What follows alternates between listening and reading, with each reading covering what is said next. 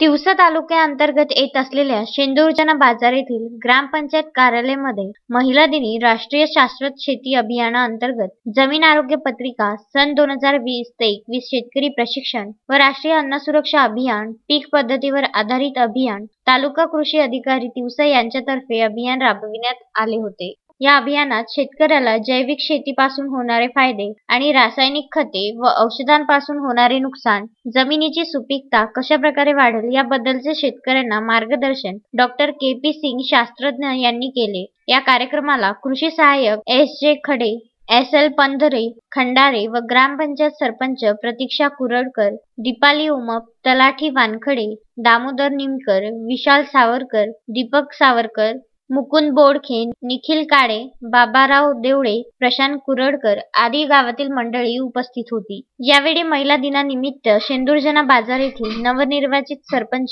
प्रतीक्षा कुरडकर, कृषी सहाय्यक खंडे, तलाठी वानखडे, ग्रामसेवक यांनी गावातील सर्व महिलांना शुभेच्छा दिल्या।